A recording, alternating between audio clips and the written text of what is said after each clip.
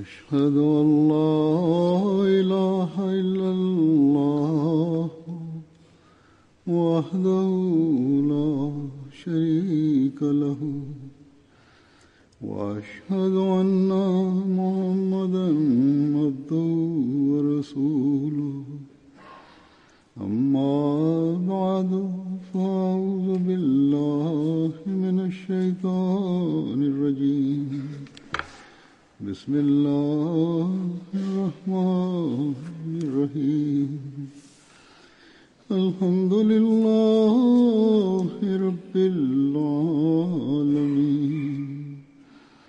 الرحمن الرحيم مالك يوم الدين إياك نعبد وإياك نستعين اهدنا الصراط المستقيم صراط الذين أنعمت عليهم غير المغضوب عليهم ولا الضالين.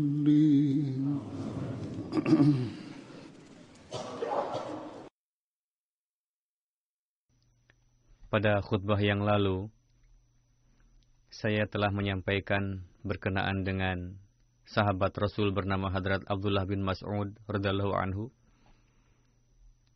sehubungan banyak riwayat yang masih tersisa tentang beliau dan juga sahabat lainnya. Pada saat ini akan saya sampaikan berkenaan dengan Hadrat Abdullah bin Mas'ud. Para sahabat mulia menuturkan bahwa dalam hal kedekatan dan jalinan dengan Allah Ta'ala, beliau memiliki kedudukan yang luar biasa. Dan di antara para sahabat yang secara khusus Rasulullah anjurkan untuk dijadikan sebagai panutan selain Hadrat Abu Bakar, Hadrat Umar, termasuk juga nama Hadrat Abdullah bin Mas'ud.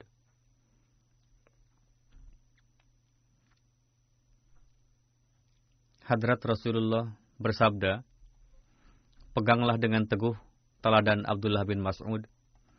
Dalam suatu kesempatan pernah bersabda, Rasul memiliki kepercayaan yang khas pada beliau. Begitu juga Hadrat Abdullah bin Mas'ud memiliki kecintaan yang luar biasa kepada wujud Rasulullah. Sebagian riwayat beliau telah saya sampaikan juga. Masih ada beberapa riwayat lagi yang terkadang mirip, namun dijelaskan dalam sudut pandang yang berbeda.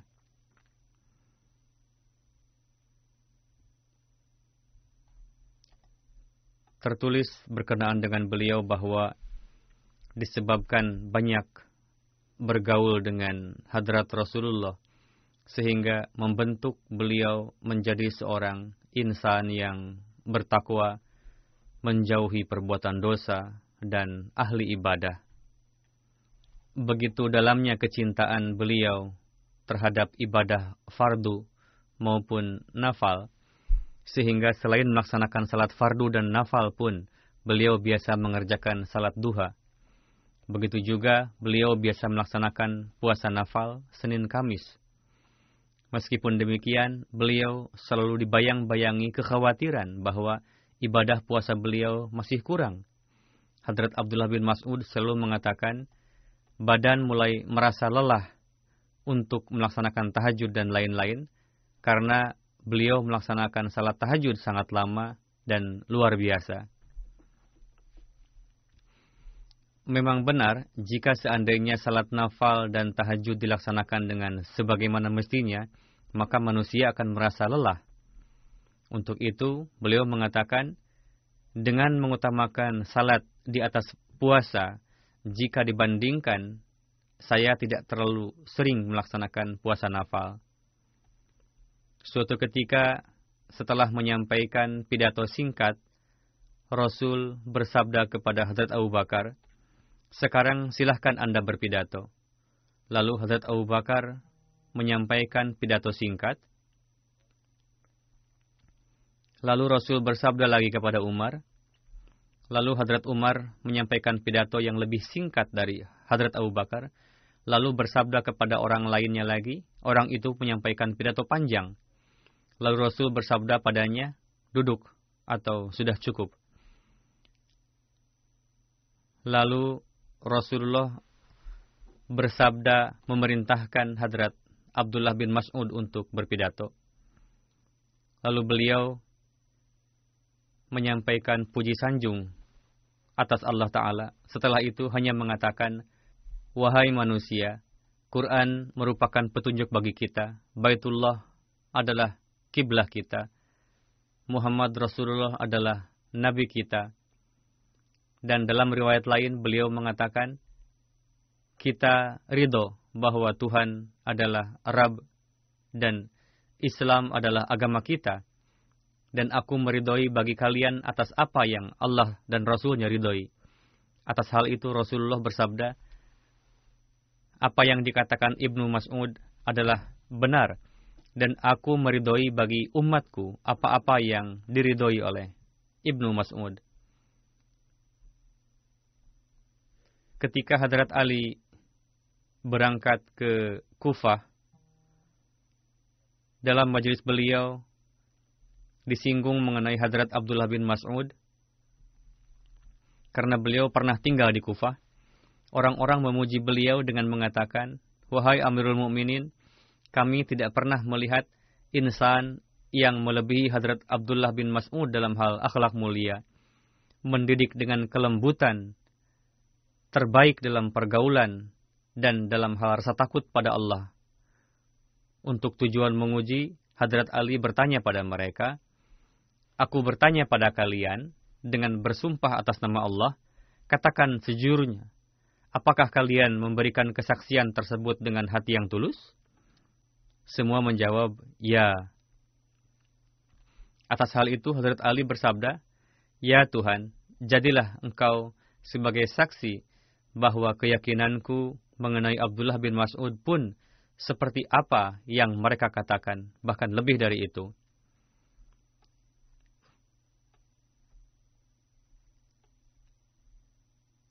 Hadrat Abdullah bin Mas'ud telah melaksanakan hak persaudaraan yang telah ditegakkan oleh Rasulullah, yakni dengan saudara rohani beliau bernama Hadrat Zubair bin Al-Awwam.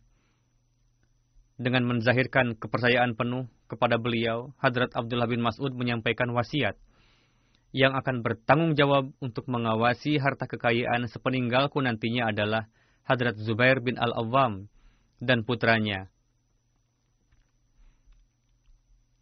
Begitu juga dalam urusan keluarga, putusan beliau adalah mutlak dan harus ditaati.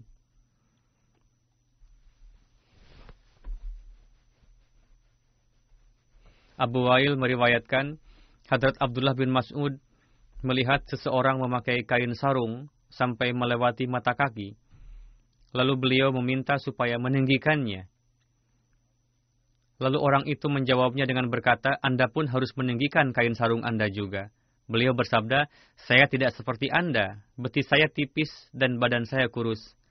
Lalu kabar tersebut sampai kepada Hadrat Umar, disebabkan oleh sikap buruk orang tersebut dalam merespon dan menjawab Hadrat Abdullah bin Mas'ud. Lalu orang itu mendapatkan sanksi dari Hadrat Umar. Mungkin saja karena terdapat rasa takabur dalam diri orang itu, dan pada zaman itu sudah menjadi tradisi, orang biasa memanjangkan kain sarungnya dengan disertai kesombongan, sehingga beliau mengingatkan orang itu akan hal tersebut. Lalu tanpa memperhatikan betapa rendah hatinya orang yang mengingatkan tersebut dan disiplin dalam mengamalkan perintah Tuhan dan sedemikian takutnya kepada Allah Ta'ala, lantas orang tersebut menjawab seperti itu, dan ketika Hadrat Umar tahu kabar tersebut, beliau menjatuhkan sanksi. Berkenaan dengan ketaatan Hadrat Abdullah bin Mas'ud kepada Rasul, Hadrat Khalifatul Masih Tsani pernah bersabda, terdapat riwayat dalam hadis yang darinya dapat diketahui, yakni betapa tingginya ruh ketaatan dalam diri beliau. Meskipun pada zahirnya merupakan kisah yang dengan mendengarnya seorang manusia bisa mengatakan bahwa Betapa bodohnya. Namun seperti yang saya katakan, bahwa Hadrat Khalifatul Masih kedua mengatakan bahwa inilah yang menjadi rahasia kesuksesan beliau, yakni ketika mendengarkan perintah yang keluar dari mulut beberkat Rasulullah, beliau saat itu juga siap untuk mengamalkannya.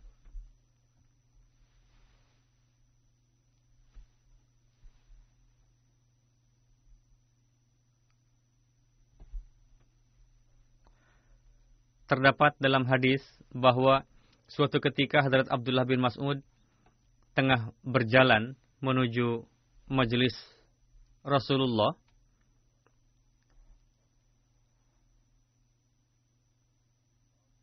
Pada saat beliau tengah berjalan di suatu gang dan terdengar suara Rasulullah yang mengatakan, "Duduklah." Nampaknya saat itu dalam majelis Rasul ramai orang, sehingga mungkin ada orang yang berdiri di pojok. Lalu Rasul bersabda kepada orang-orang yang berdiri dalam masjid itu, "Duduklah." Hadrat Abdullah belum lagi sampai dalam majelis Rasul, dan ketika mendengar perintah Rasul, beliau masih berada di gang. Seketika itu juga beliau langsung duduk di atas jalan, lalu seperti halnya anak kecil, beliau maju sambil duduk di tanah menuju masjid tempat majelis Rasul, dan akhirnya sampai. Saat itu ada orang yang tidak memahami rahasia bahwa ruh ketaatanlah yang membuat suatu kaum sukses di dunia ini. Lantas ketika melihat perbuatan Hadrat Abdullah bin Mas'ud, menegur dengan berkata, "Betapa bodoh apa yang Anda lakukan." Dia tidak tahu bahwa kunci utama kesuksesan sebuah kaum adalah ketaatan. Walhasil, orang itu mengatakan kepada Hadrat Abdullah bahwa yang diperintahkan oleh Rasulullah itu adalah orang-orang yang berada di masjid. Namun Anda malah duduk di jalan dan berjalan dengan merangkak seperti itu. Seharusnya Anda duduk ketika sampai di masjid nanti. Tidak ada manfaatnya duduk di atas jalan seperti ini. Hadrat Abdullah bin Mas'ud menjawab, "Ya, bisa saja. Namun, jika seandainya saya mati sebelum sampai di masjid, maka aku akan terhitung tidak mengamalkan perintah Rasul tersebut. Sekurang-kurangnya akan menjadi satu hal yang tidak saya amalkan." Huzur bersabda, bagaimana kecintaan para sahabat supaya jangan sampai ada perintah Rasul yang tidak mereka amalkan. Beliau mengatakan, "Saya mendengar perintah tersebut, dan jika saat itu saya tidak melaksanakannya, lalu saya mati, maka akan tercatat sebagai orang yang meskipun mendengar, namun tidak mengamalkan." Walhasil, beliau menjawab pada orang itu, "Untuk itu, saya merasa tidak sesuai jika saya tetap berjalan, lalu duduk ketika sampai di masjid nanti. Karena saya berpikir bahwa usia tidaklah dapat dipastikan apakah saya dapat sampai di masjid ataukah tidak. Untuk itu, saya harus duduk supaya tercatat sebagai orang yang mengamalkan perintah tersebut." Huzur bersabda, betapa dalamnya para sahabat memandang sesuatu. Hadrat Muslim Ma'ud menulis mengenai riwayat Hadrat Abdullah bin Mas'ud, yakni suatu ketika Hadrat Utsman radhiyallahu anhu pada masa kekhalifahan, beliau pernah mendirikan salat di Mekah pada hari haji sebanyak 4 rakaat. Beliau berangkat haji dan tinggal untuk sementara saja di Mekah, lalu melaksanakan salat 4 rakaat penuh. Ketika Rasul pergi ke Mekah untuk haji, beliau pun mendirikan salat 2 rakaat saja, karena bagi seorang musafir diperintahkan untuk melaksanakan salat 2 rakaat saja. Begitu juga Hazrat Abu Bakar ketika pergi naik haji pada masa kekhalifahannya, beliau pun melaksanakan 2 rakaat saja. Begitu juga Hazrat Umar ketika pergi haji pada masa kekhalifahannya, melaksanakan 2 rakaat saja, yakni mengqashar salat. Namun Hazrat Utsman mengimami salat 4 rakaat. Mengetahui hal itu, saat itu terjadilah keributan dan tanda tanya di benak orang-orang, beranggapan bahwa Hadrat Utsman telah mengubah sunnah Rasulullah. Lalu orang-orang datang menjumpai Hadrat Utsman menanyakan, "Kenapa Tuan melaksanakan salat 4 rakaat?" Hadrat Utsman bersabda, dalam hal ini, saya telah berijtihad bahwa saat ini orang-orang yang baiat berasal dari tempat yang jauh dan banyak juga orang yang datang untuk ibadah haji dari tempat yang jauh, yang mana kebanyakan dari mereka tidak memiliki pengetahuan yang dalam berkenaan dengan Islam, tidak seperti baiatan lama. Mereka hanya memperhatikan amalan kita. Apa yang mereka lihat dari kita, itu yang akan mereka amalkan. Dan menganggap hal tersebut sebagai hukum Islam. Karena para mubayyin baru ini sangat jarang datang ke Madinah, sehingga tidak dapat melihat bagaimana kita sholat.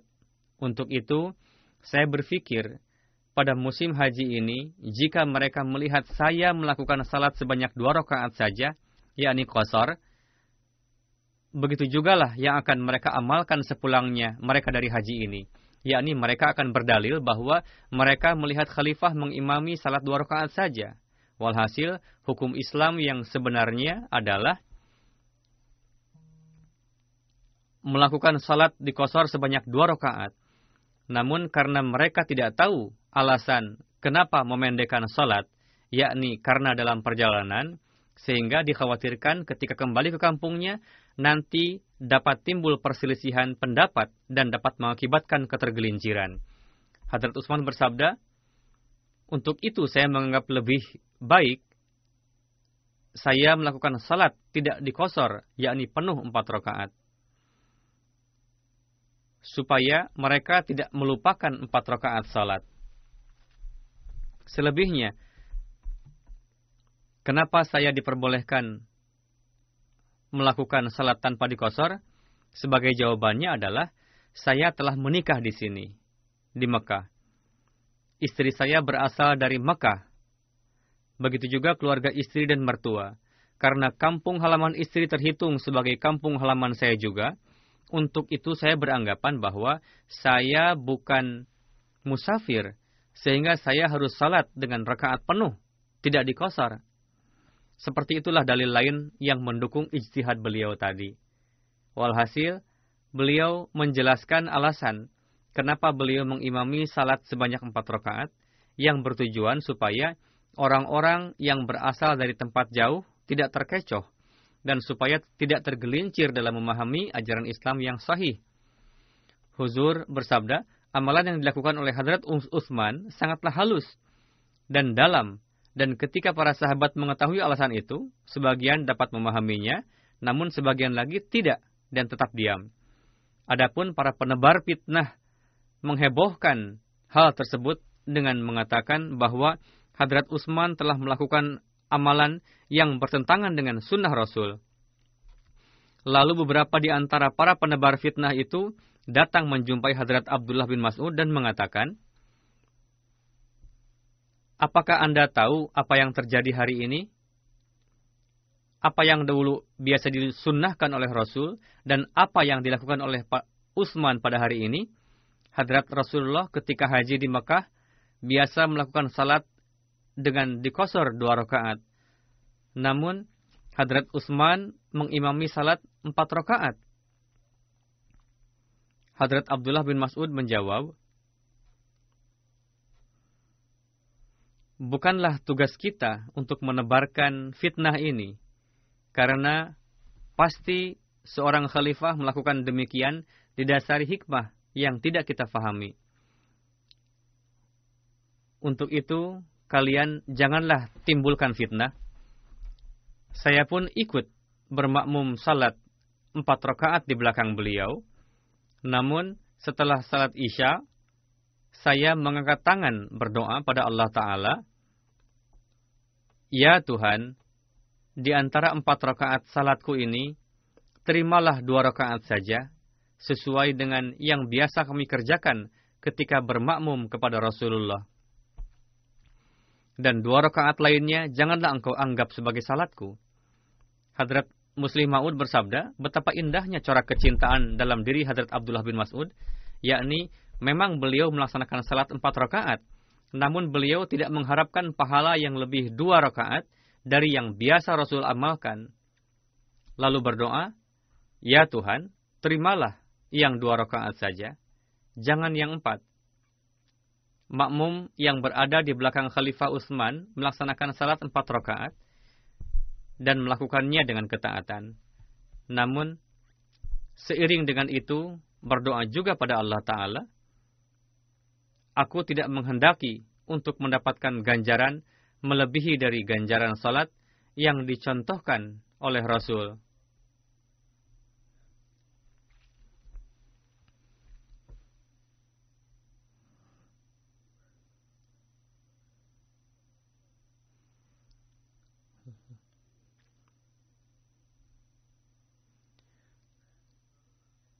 Lalu Hadrat Muslim Maud menulis, dari riwayat ini dijumpai contoh yang indah dalam ketaatan pada khalifah, padahal mereka tidak mengetahui alasan kenapa Hadrat Utsman salat 4 rakaat. Padahal alasan beliau dapat dibenarkan oleh banyak orang, yakni saat itu beliau tengah berada di Mekah yang merupakan kampung halaman istri beliau, dan itu tidak terhitung sebagai safar, yakni berkunjung ke kampung halaman istri, anak atau ayah. Langkah yang beliau tempuh adalah benar. Terlebih, langkah tersebut merupakan bentuk kehati-hatian Hadrat Utsman, supaya para mubayyin baru yang datang dari tempat jauh tidak terkecoh, dan jangan sampai tercipta perpecahan dalam umat karena itu. Itu merupakan bukti ketinggian derajat ketakwaan beliau. Namun Hadrat Ibnu Mas'ud saat itu masih belum mengetahui alasan Hadrat Utsman. Namun demikian, beliau tidak lantas meninggalkan salat. Beliau tetap salat dan taat pada khilafat. Lalu setelah itu berdoa pada Allah Ta'ala, kabulkanlah 2 rakaat salatku, jangan 4. Betapa dalamnya ruh ketaatan beliau kepada Rasulullah. Inilah sebabnya kenapa meskipun mayoritas sahabat Rasul adalah buta huruf dan diriwayatkan hanya 7 orang saja yang terpelajar, namun bagaimana mereka dapat menaklukkan dunia. Walhasil, ketaatan inilah yang membuat mereka meraih makom tersebut dan sukses. Inilah poin yang harus selalu kita ingat. Dari amalan Hadrat Abdullah bin Mas'ud ini, zahir ketaatan pada khalifah dan kedudukan tinggi beliau dalam kecintaan pada Rasulullah. Untuk itulah, dalam berbagai kesempatan, Hadrat Rasulullah senantiasa memuji amalan Hadrat Abdullah bin Mas'ud dan inilah merupakan cara hakiki untuk terhindar dari fitnah. Inilah teladan yang harus dijadikan contoh oleh para Ahmadi. Suatu ketika, pada malam hari, Hadrat Umar menemui satu rombongan kafilah, dan karena suasana gelap sehingga tidak dapat mengenali mereka, Hadrat Abdullah bin Mas'ud berada dalam rombongan kafilah tersebut. Lalu Hadrat Umar mengutus seseorang untuk menanyakan beberapa pertanyaan kepada kafilah tersebut. Dari mana Anda? Lalu Hadrat Abdullah bin Mas'ud menjawab, Fajjul Amiq, yakni dari tempat yang jauh. Lalu bertanya lagi, mau pergi ke mana? Beliau menjawab, Baitul Atiq, yakni Ka'bah. Hadrat Umar bertanya, di antara kafilah tersebut ada seorang berilmu. Lalu mengutus lagi seorang sahabat untuk bertanya lagi, ayat apakah yang paling agung di dalam Al-Quran? Hadrat Abdullah bin Mas'ud menjawab,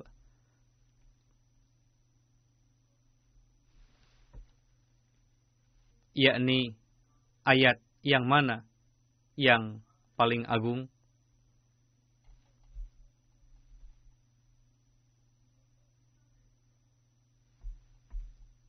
Yakni ayat kursi. Lalu bertanya, ayat Quran yang mana yang paling tegas? Hadrat Abdullah bin Mas'ud menjawab,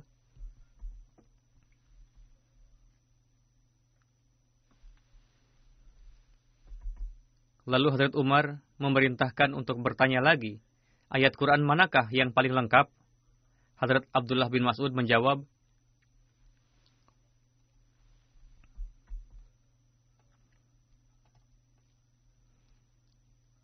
lalu bertanya lagi, ayat Al-Quran mana yang paling mengerikan? Hadrat Abdullah bin Mas'ud menjawab,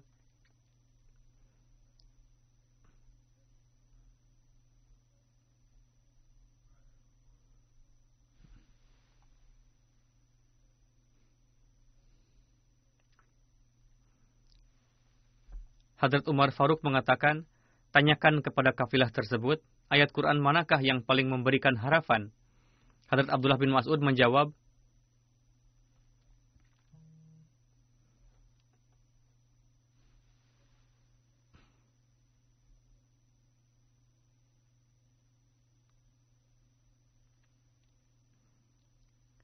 Hadrat Umar bersabda,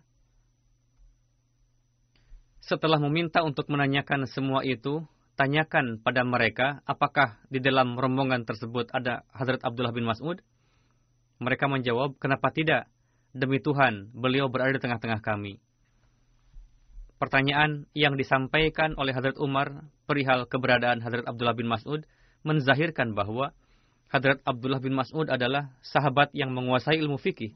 Setelah mendengar seluruh jawaban itu, Hadrat Umar menjadi yakin bahwa Hadrat Abdullah bin Mas'ud lah yang dapat memberikan jawaban yang cerdas seperti itu.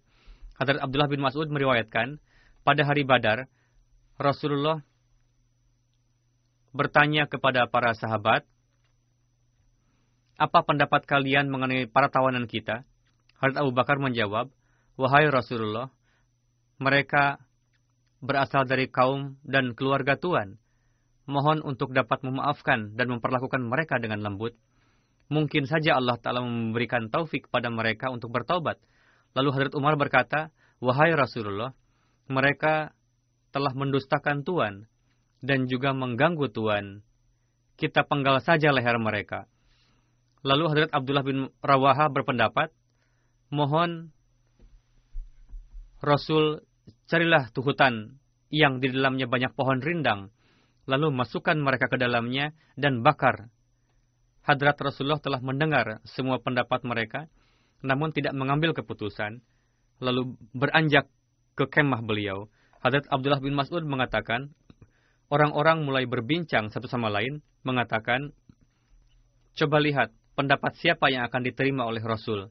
Tidak lama kemudian Rasul keluar dari kemah dan bersabda, sedemikian rupa Allah melembutkan hati sebagian orang, sehingga lebih lembut dari susu sekalipun. Dan sedemikian rupa Allah mengeraskan hati sebagian orang, sehingga lebih keras dari batu sekalipun. Wahai Abu Bakar, permisalanmu seperti Hadrat Ibrahim, yang mana telah bersabda,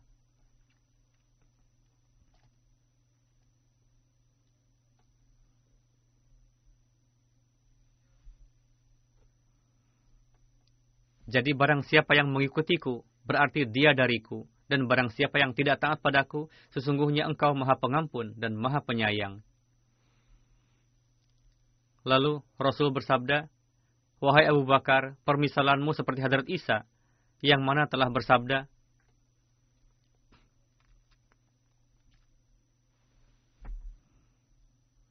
jika engkau mengazab mereka, padahal mereka adalah hambamu, jika engkau memaafkan mereka, sesungguhnya engkau adalah maha perkasa dan maha bijaksana. Rasul bersabda kepada Hadrat Umar, permisalanmu seperti Hadrat Nuh alaihissalam, yang mana telah bersabda,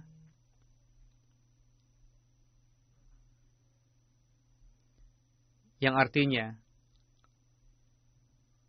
wahai Tuhanku, jangan biarkan seorang kafir pun hidup di muka bumi ini.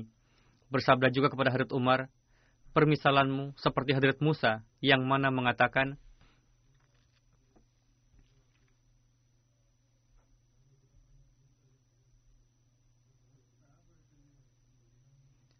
ya Tuhan kami, hancurkanlah harta mereka, keraskanlah hati mereka, karena mereka tidak akan beriman sehingga mereka akan melihat azab yang mengerikan.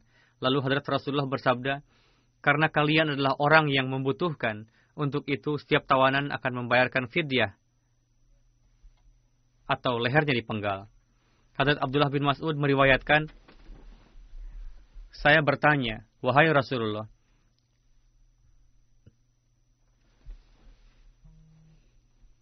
dalam melaksanakan perintah tersebut, mohon kiranya Sahal bin Baidah dikecualikan, karena saya pernah mendengarnya menyebutkan tentang Islam dengan baik. Mendengar hal itu Rasulullah terdiam. Hadrat Abdullah bin Mas'ud berkata, betapa khawatirnya saya saat itu, layaknya seperti dihujani batu dari langit, dan saya tidak pernah sekhawatir itu sebelumnya. Pada akhirnya Hadrat Rasulullah bersabda, kecualikan orang itu. Melihat Hadrat Rasulullah terdiam, Hadrat Abdullah bin Mas'ud beranggapan bahwa Rasul tengah marah. Dan disebabkan oleh hal itu, karena takut kepada Allah Ta'ala dan takut akan hukuman dari Allah Ta'ala, sehingga beliau merasa sangat khawatir. Sungguh luar biasa bagaimana rasa takut beliau kepada Allah Ta'ala. Sesuai dengan sunnah Rasulullah, Hadrat Abdullah bin Mas'ud biasa menyampaikan ceramah pada hari Kamis dengan singkat dan padat. Dan penyampaian beliau sedemikian rupa indah dan mantap, sehingga diriwayatkan oleh Hadrat Abdullah bin Murdas, bahwa ketika Hadrat Abdullah bin Mas'ud mengakhiri ceramahnya, kami ingin supaya beliau menyambung lagi ceramahnya. Pada umumnya, pada waktu sore, beliau menyampaikan satu hadis Rasulullah, dan ketika menyampaikan hadis, nampak terpancar dari diri beliau gejolak rasa cinta beliau kepada Rasulullah. Murid beliau menyebut beliau dengan nama Masruq. Mereka menceritakan suatu ketika Hadrat Abdullah bin Mas'ud menyampaikan sebuah hadis kepada kami, dan ketika sampai pada kalimat Sami'tu Rasulullah, yang artinya aku mendengar dari Rasulullah, disebabkan rasa takut, badan beliau menggigil sampai nampak dari gerakan pakaian beliau. Setelah itu, untuk kehati-hatian, beliau selalu bersabda, mungkin Hudur Sallallahu Alaihi Wasallam bersabda demikian, atau yang semisal dengannya. Ketika menjelaskan hadis, beliau sangat berhati-hati, dan nampaknya itu disebabkan oleh peringatan yang disampaikan oleh Rasulullah, yakni orang yang menyampaikan hadis Rasul secara keliru akan mendapatkan azab ilahi. Dari riwayat lain, dapat kita perkirakan bagaimana kehati-hatian beliau. Amru bin Maimun meriwayatkan, saya selalu datang menemui Hadrat Abdullah bin Mas'ud selama setahun berturut-turut. Beliau sangat berhati-hati dalam meriwayatkan hadis. Suatu ketika saya melihat setelah mengatakan qala Rasulullah, yang artinya Rasulullah telah bersabda, beliau diliputi oleh keadaan yang aneh sehingga bercucuran keringat dari kening beliau. Lalu beliau mengatakan bahwa Rasulullah telah bersabda seperti itu atau menggunakan kata yang mirip dengan itu. Gambaran rasa takut beliau kepada Allah Ta'ala, sehingga beliau biasa mengatakan, saya ingin supaya setelah mati nanti aku tidak dibangkitkan lagi dan terhindar dari penghisaban di akhirat. Hadrat Abdullah meriwayatkan, suatu ketika Hadrat Abdullah bin Mas'ud jatuh sakit dan sangat ketakutan. Kami bertanya, sebelum ini Anda pernah sakit, namun tidak pernah nampak sangat ketakutan seperti sekarang ini. Beliau menjawab, penyakit yang sekarang datang tiba-tiba. Saya sendiri merasa belum siap untuk melakukan perjalanan ke akhirat. Karena itu saya khawatir. Beliau bersabda mengenai kewafatan beliau, saat ini tidak akan mudah bagi saya. Saya ingin supaya setelah mati nanti saya tidak dibangkitkan lagi. Ibnu Mas'ud meriwayatkan, Hadrat Abdullah bin Mas'ud mewasiatkan sesuatu, dan dalam wasiat tersebut tertulis Bismillahirrahmanirrahim. Saat ini setiap orang menulis Bismillahirrahmanirrahim. Dalam riwayat tersebut disampaikan secara khusus karena beliau memahami secara hakiki mengenai ayat tersebut. Beliau memahami sifat Rahman dan Rahim Allah Ta'ala. Untuk itu, beliau menulis wasiatnya dimulai dengan sifat Allah Ta'ala, dengan nama Allah Ta'ala, supaya dalam wasiat tersebut, jika ada hal-hal yang dapat memancing cengkeraman ilahi, yang Allah yang Maha Rahman dan Rahim dapat menghindarkannya. Dengan karunia Allah Ta'ala, kondisi ekonomi Hadrat Abdullah bin Mas'ud menjadi begitu baik, sehingga pada masa tua, beliau menolak untuk mendapatkan tunjangan. Dalam kondisi ekonomi yang baik tersebut, di mana harta peninggalan beliau berjumlah 90.000 dirham, namun berkenaan dengan kain kafan, untuk dirinya sendiri beliau mewasiatkan supaya menggunakan kain yang sederhana yang bernilai 200 dirham. dan berwasiat juga supaya dikuburkan dekat kuburan Hadrat Utsman bin Maz'un. Seperti yang dijelaskan di awal bahwa Hadrat Utsman memimpin salat jenazah beliau. Beliau dimakamkan di Jannatul Baqi dan dimakamkan pada malam hari.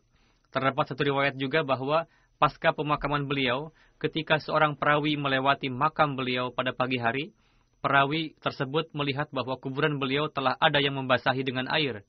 Dari itu diketahui bagaimana kecintaan orang-orang kepada beliau sehingga untuk mengokohkan tanah kuburan pun pada malam harinya, seseorang telah menyiramkan air di atas kuburan beliau.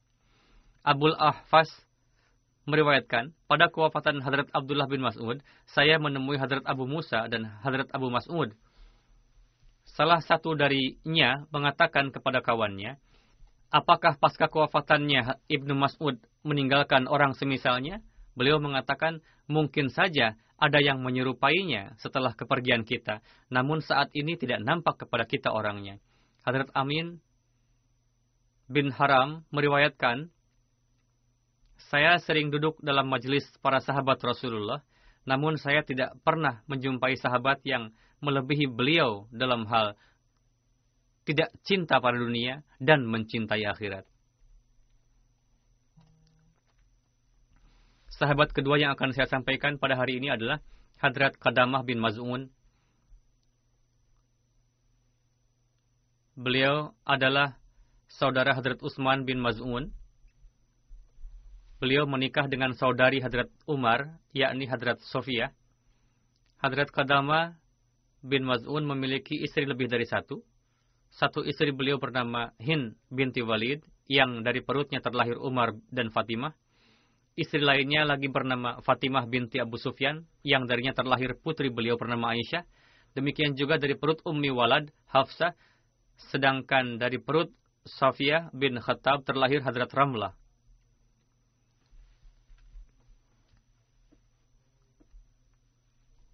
Ketika bai'at, beliau berusia 19 tahun. Seolah-olah beliau bai'at pada usia muda. Ketika hijrah ke Madinah, seluruh keluarga beliau meninggalkan semua rumah di Mekah dan pindah ke Madinah. Di Madinah, Hadrat Abdullah bin Salma Al-Jalani menjadikan keluarga tersebut sebagai tamunya. Ketika huzur hijrah dari Mekah ke Madinah, beliau memberikan beberapa kapling tanah kepada Hadrat Qadamah dan saudara-saudara beliau sebagai tempat tinggal permanen. Beliau ikut serta dalam kedua hijrah, yakni hijrah Habsyah dan Madinah. Beliau mendapatkan taufik untuk ikut serta pada perang Badar, Uhud, dan seluruh peperangan lainnya bersama dengan Rasulullah SAW. Ketika Hadrat Utsman bin Maz'un wafat, beliau meninggalkan seorang anak perempuan yang mengenainya beliau mewasiatkan kepada saudaranya, yakni Hadrat Qadamah, yakni Hadrat Abdullah bin Umar meriwayatkan bahwa Hadrat Utsman bin Maz'un dan Hadrat Qadamah bin Maz'un, keduanya adalah paman saya. Saya pergi kepada Hadrat Qadamah dan memohon kepada beliau untuk menikahkan putri Hadrat Utsman bin Maz'un dengan saya. Lalu beliau mematangkannya dan akhirnya berjodoh. Kemudian pria lain bernama Mughirah bin Syabah pergi menjumpai ibu dari si gadis tersebut untuk melamar si gadis tersebut dan berusaha menarik perhatiannya dengan harta. Dan dalam hal ini ibunya memiliki wewenang penuh untuk memilih jodoh si anak. Namun si anak gadis dan ibunya lebih cenderung kepada pria yang kedua, yakni Mughirah. Sampailah perkara ini ke hadapan Rasulullah. Rasulullah memanggil Hadrat Qadamah, lalu bertanya mengenai perjodohan tersebut. Beliau menjawab, "Wahai Rasul, anak gadis ini adalah putri dari saudara saya. Saya akan menikahkannya dengan jodoh yang terbaik.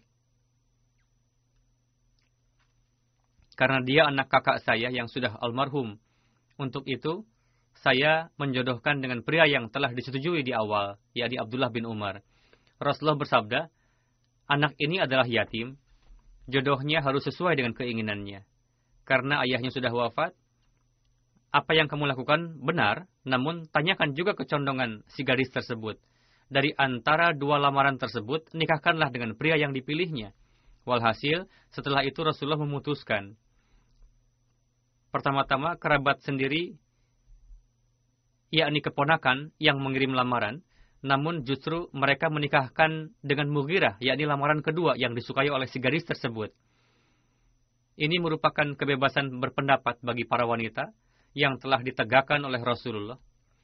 Rasulullah juga memerintahkan untuk memperhatikan secara khusus anak yatim karena sudah tidak ada naungan ayah, sehingga tidak ada pemaksaan. Untuk itu, dalam hal ini hendaknya memperhatikan keinginan si gadis. Hadrat Qudamah wafat pada 36 Hijri dalam usia 68 tahun. Semoga Allah Ta'ala memberikan taufik kepada kita semua untuk melangkah di atas jejak langkah para sahabat tersebut dan meraih memiliki standar tinggi dalam pengetahuan agama, teladan hakiki dalam ketaatan dan kesetiaan juga dalam kecintaan kepada Rasul, lalu dapat mengamalkannya. Amin. Setelah salat Jumat ini saya akan memimpin salat jenazah gaib. Pertama, Mukarramah Ahmadul Hafiz Bhatti Sahibah, istri dari Bhatti Sahib Karachi, menjabat sebagai Ketua Lajnah Karachi pada tanggal 27 September pada umur 92 beliau wafat. Ayah beliau bernama Dr. Ghulam Wali Sahib dan ayah beliau merupakan sahabat Hazrat Masih Maud alaihi salam. Ayah beliau sebagai dokter di militer. Untuk itu beliau sering mendapatkan tugas dinas di berbagai kota, dimanapun beliau tinggal. Beliau menciptakan suasana rohani. Ini pun merupakan keistimewaan dari para sahabat Hadrat Masih Maud alaihi salam. Dan sebagai buah dari pertabligan beberapa bulan saja, orang-orang yang beliau dekati akhirnya baiat menjadi Ahmadi. Lalu beliau mendirikan jemaat di sana dan menjadikan rumah beliau sebagai center. Dengan demikian beliau banyak mendirikan jemaat-jemaat. Beliau berkeinginan supaya keluarga beliau tinggal di Kadian. Untuk itu, beliau memfasilitasi untuk supaya tinggal di Kadian. Ibunda beliau pun mewakafkan segenap umurnya untuk jemaat. Sejak tahun 36, beliau mendapatkan tarbiyat dari suasana rohani Kadian. Ahmadul Hafiz Bhatti Sahibah, setelah metrik beliau mengikuti kelas diniyat sampai kelas 4 dan mendapatkan taufik untuk senantiasa ikut pada daras Quran Hadrat Muslim Maud. Sejak beliau dewasa, beliau senantiasa berkhidmat untuk jemaat. Beliau menikah dengan sepupu. Berkenaan dengan pernikahan beliau, Hadrat Muslim Maud menulis bahwa saya telah melihat di dalam kasyaf bagaimana ibu dari perempuan ini datang mengirim surat dan bertanya berkenaan dengan jodohnya dan memberitahukan namanya juga. Tidak lama kemudian memang terjadi kenyataan seperti itu, seperti yang dilihat di dalam kasyaf oleh beliau. Hadrat Muslim Maud lalu menyetujui perjodohan tersebut karena beliau telah melihat sebelumnya melalui kasyaf. Tidak lama kemudian memang terjadi seperti apa yang beliau lihat di dalam kasyaf. Lalu Hadrat Muslim Maud menyetujui perjodohan itu dan menikahkan. Setelah pernikahan, beliau tinggal di Karachi dan mulailah pengkhidmatan beliau dalam lajnah dan beliau pun melanjutkan pendidikan beliau. Pada tahun 72, beliau mendapatkan gelar MA dalam bahasa Arab dengan nilai yang sangat baik. Pada tahun 75, suami beliau mendapatkan tugas di Afrika. Untuk itu beliau pun ikut dengan suami ke Afrika. Beliau sebagai ketua lajnah di Liberia juga. Namun karena peperangan di negeri itu, terpaksa beliau kembali ke Karachi. Beliau termasuk ke dalam 5.000 mujahidin Tahrik Jadid.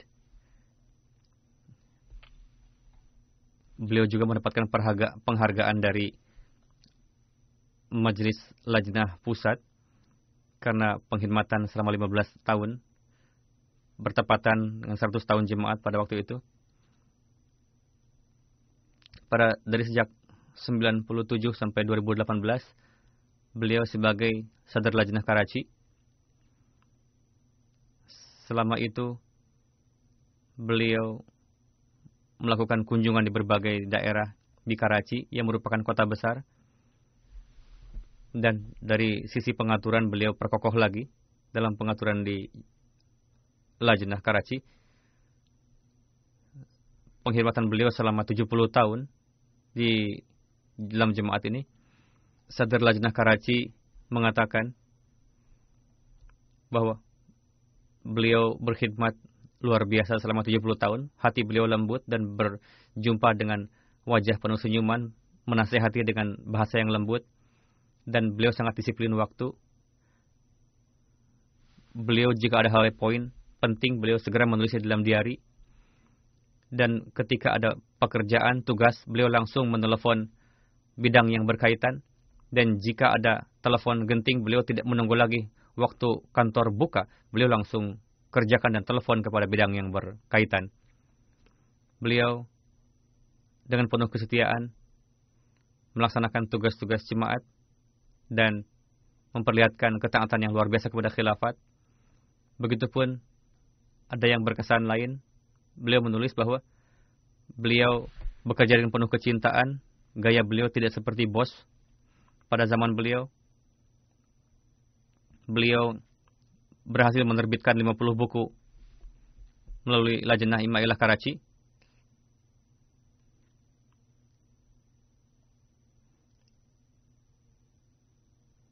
Beliau orang yang sangat penyabar.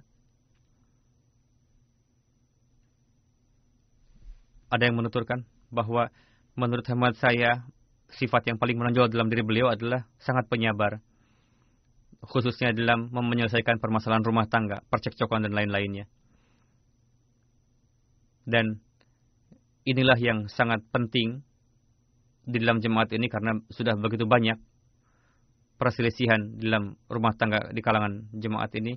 Semoga Allah memberikan akal kepada para pengurus juga, kepada dua pihak juga yang berselisih. Menantu beliau menulis bahwa almarhum memperlakukan menantu pun seperti anak sendiri. Dan kami sering men-share permasalahan kami tanpa segan kepada ibu mertua. Begitu juga Jenderal Sekri Sahibah menulis, ketika menjalankan kantor, beliau memperlakukan kami dengan sama, membimbing kami. Menantu beliau menulis,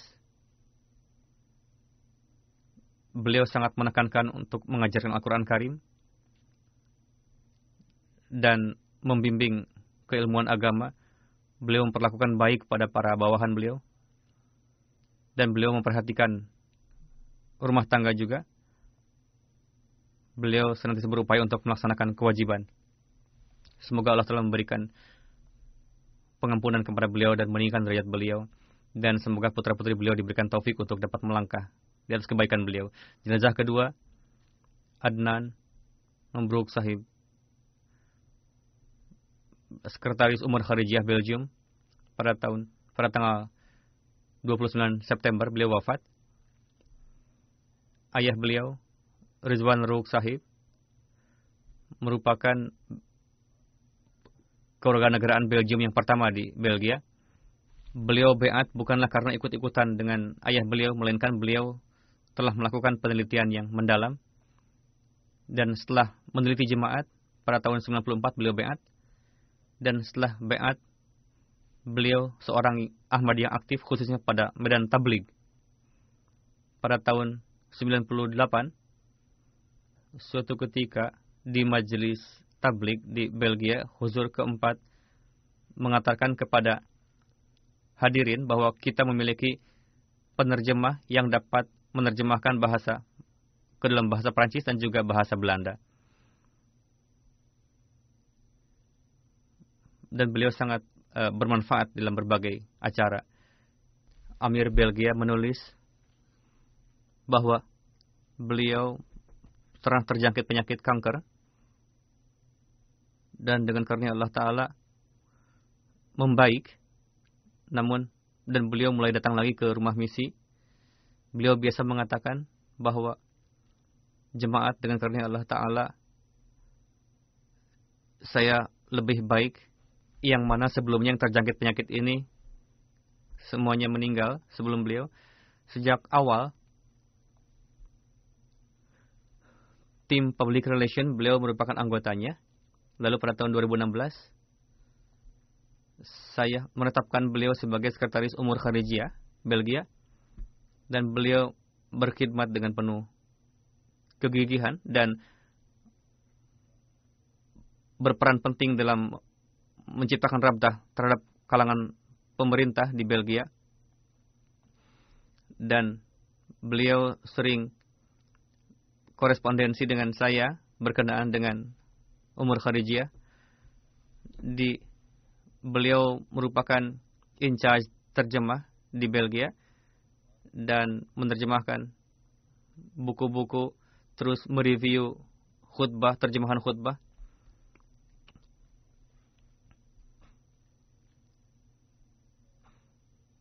Ada yang menulis bahwa ketika berbagai safar, Adnan Sahim sering menyampaikan bahwa penyakit ini terbukti sebagai rahmat bagi saya, karena pada saat ini saya mendapatkan taufik untuk membaca buku Masih Model Islam dan literatur jemaat, dan sehingga keimanan saya menjadi lebih kuat lagi. Dalam kondisi sakit pun, beliau ridho kepada keridhaan Allah Ta'ala, dan pada hari-hari terakhir, beliau menasihatkan saudara-saudara beliau untuk mengurangi urusan duniawi dan sibuklah dalam urusan jemaat. Dan beliau pun sering mengatakan kepada saya bahwa untuk itu silakan gunakan saudara saya. Ibunda beliau mengatakan bahwa di keluarga beliau, jemaat bermula dari ayah beliau yang 7 tahun di Irak, dan beliau menerima Islam di Irak. Ketika datang ke Belanda, beliau berjumpa dengan Imam Bashir Sahib, dan sebagai buah dari pertabligan beliau baiat.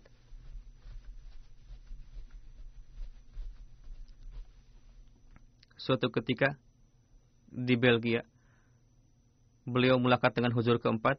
Beliau mengatakan, doakan saya, semoga Allah Ta'ala meneguhkan saya senantiasa dalam jemaat. Ibunda beliau mengatakan bahwa ayah beliau adalah orang yang tidak tertarik dengan hal duniawi. Beliau dawam sholat dan menghidmati jemaat, setia kepada khilafat, dan dawam mendengarkan khutbah Jumat dan menasihatkan anak-anak untuk mendengarkan khutbah Jumat, dan beliau senantiasa siap untuk menghormati jemaat setiap saat. Beliau memiliki jalanan yang kuat dengan khilafat. Semoga Allah Ta'ala meninggikan derajat beliau dan mengampuni beliau, dan semoga jemaat senantiasa dianugerahi wujud-wujud seperti beliau.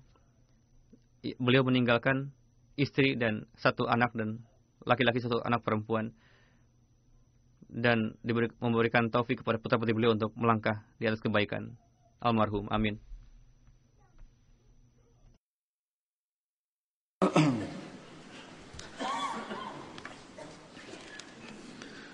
Alhamdulillah nahmaduhu wa nasta'inuhu wa nastaghfiruhu wa nu'minu bihi wa natawakkalu alayhi wa na'udzu billahi min shururi anfusina wa min sayyiati a'malina. Man yahdihillahu fala mudilla lahu wa man yudlilhu fala hadiya lahu.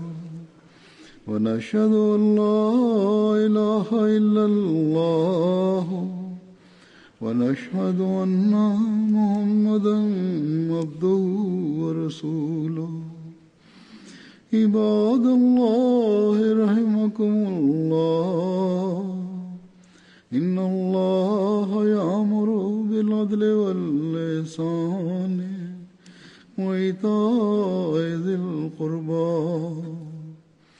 وينهى عن الفحشاء والمنكر والبغي يعظكم لعلكم تذكرون اذكروا الله يذكركم وادعوه يستجب لكم ولذكر الله أكبر